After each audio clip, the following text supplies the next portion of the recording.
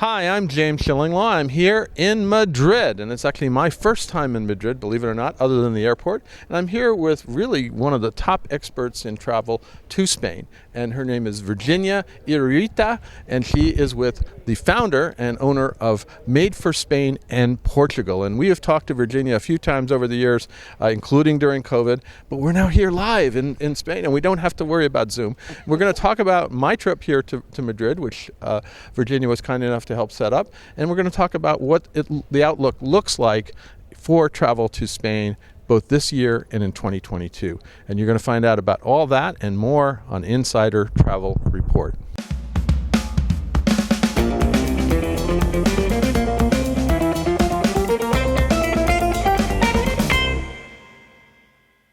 First of all, Virginia, it is great to see you because we're here, we're live, we're in Madrid. It's very exciting, and we ordinarily would be meeting with each other in Virtuoso in Las Vegas right now, but you know what? It's kind of nice to be here, right?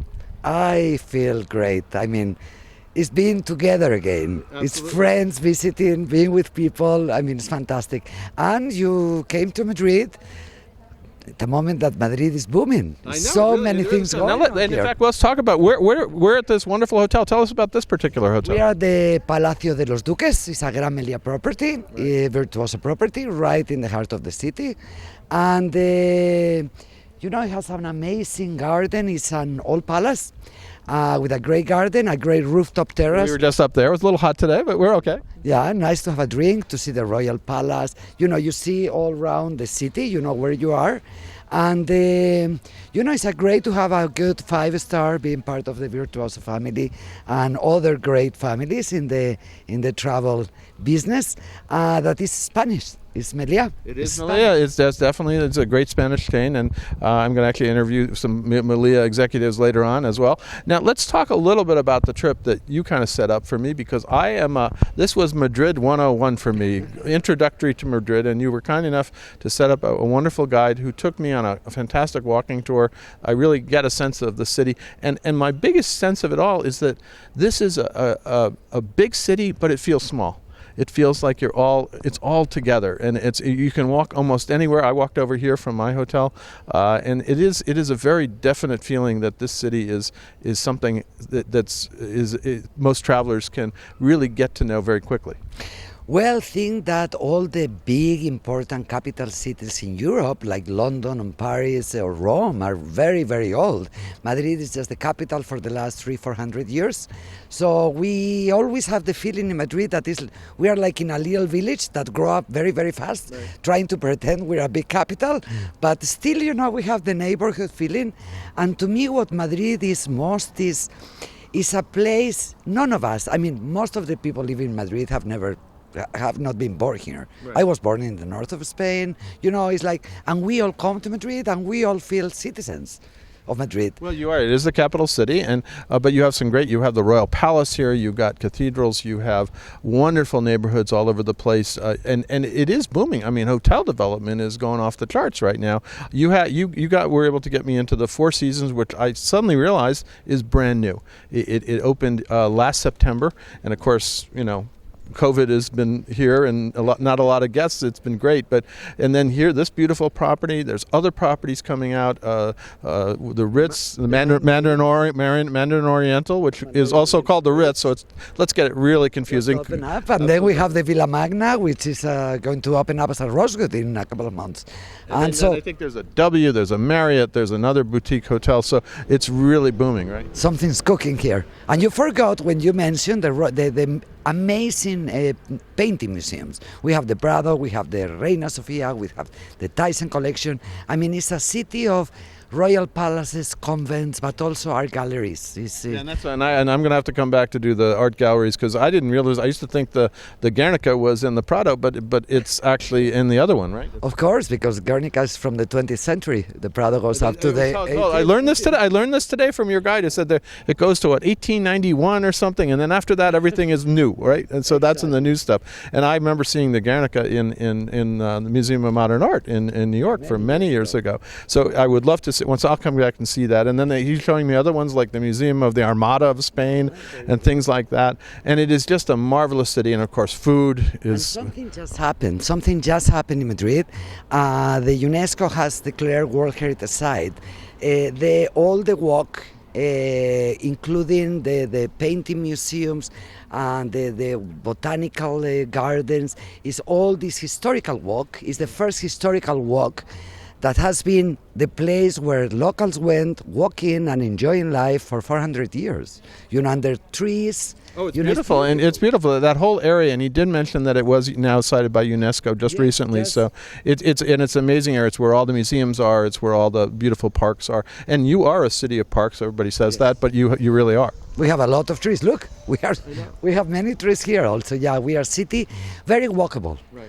And we are loving. I mean, the COVID has horrible parts, but we are trying to find beautiful sides to COVID. And one thing is that we are enjoying now being outdoors a lot in the city. It's a city that has opened up to the outside, and we have the weather. Think that we're in Southern Europe, so we have a fantastic weather to be outdoors. Well, it was beautiful today. I got to be honestly, it was one of the most beautiful days to be walking around. But I want to talk to you a little bit about, we are hopefully emerging from the pandemic period. Yes, we are, and so now. What do bookings look like for your company for Spain and Portugal?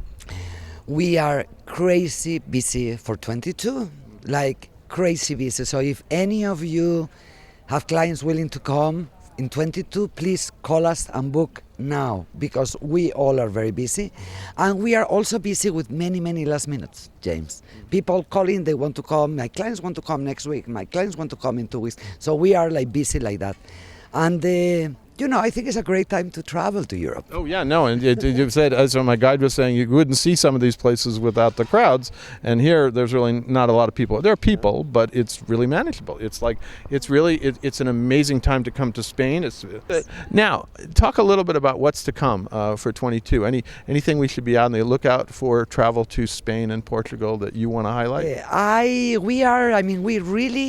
We truly believe that the world, this COVID has changed us and has changed the world a little bit. So we're very focused on sustainability.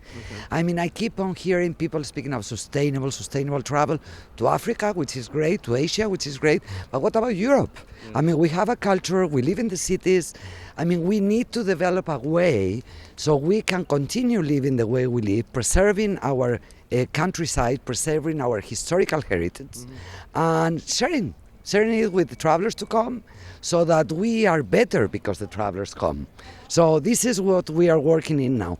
Many new experiences that really, get the travelers close to that and really and absolutely. And of course, as we discovered here, Madrid is hot now. It's really it's a lot of things going on in Madrid. Of course, everybody says, well, we're going to be better than Barcelona, which I heard that, but they're both don't think so. No, the Madrid people feel that way. I don't know, but that's good. It's nice to have a little competition now. Seville is amazing. Seville is amazing. There's so many different cities. And Spain, when you travel to Spain and to Portugal also, it's about the contrast. Right. If you see just one city, just one part, you are not getting it. You need to see the contrast.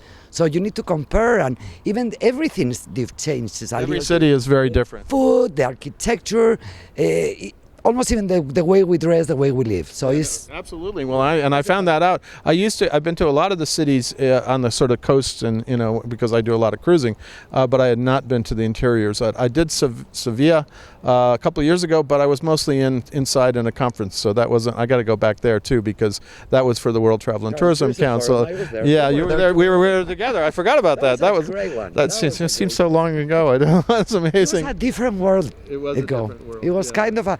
We did see Obama. That was fun, interesting. But I didn't really get a sense of Sevilla at that point. Hopefully, some point I will return. But I want to thank you for this, because Madrid, it's really opened my eyes to a destination I've wanted to go to for a long time, but just wasn't, something. Everybody asks you, where haven't you been? Because we all go a lot of places, but there are those destinations that somehow get lost in the shuffle, and you've fulfilled it. Now you want me to? I need to come back, right? Yeah, I want you to come back, but you want to come back. Now, anything else you'd like to say to our travel advisors out there about Made for Spain and Portugal, about Madrid as it's emerging, about as we emerge from COVID? First, most important message for me, I believe it is the time to travel with a local in your pocket.